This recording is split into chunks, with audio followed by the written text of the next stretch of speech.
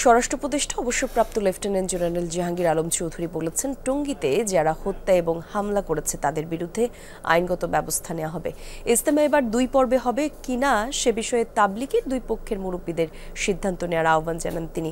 দুপুরে সচিবালয়ে তাবলিগের সাদ এবং জুবায়েরপন্থী মুরব্বীদের সাথে পৃথক বৈঠক শেষে তিনি এসব কথা বলেন। বৈঠক শেষে জুবায়েরপন্থী গ্রুপের প্রতিনিধিত্বকারী মাওলানা মামুনুল হক বলেছেন, সাদপন্থীরা সন্ত্রাসী, তাদের নিষিদ্ধ করতে হবে। তিনি আরো বলেন, সাদপন্থীরা মানুষ হত্যাকারী, তাদের ইজতেমা করার কোনো অধিকার নেই।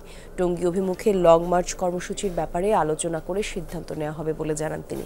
বলেন, সাদপন্থীদের বিরুদ্ধে আইনগত ব্যবস্থা না নিলে ও তাদের ইজতেমায় অনুমতি দিলে কঠোর কর্মসূচি দেওয়া হবে। এর আগে স্বরাষ্ট্র উপদেষ্টা সহ 5 উপদেষ্টা এবং আইন শৃঙ্খলা বাহিনীর প্রধানদের সাথেও বৈঠক করেন সাদপন্থীরা। পরে তাদের মুখপাত্র রেজা আরিফ বলেন, প্রাণহানির ঘটনা দুঃখজনক।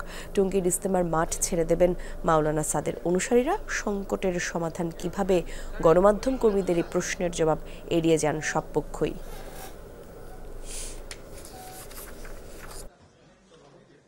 সরকারের সিদ্ধান্তকে আমরা মেনে নিয়েছি।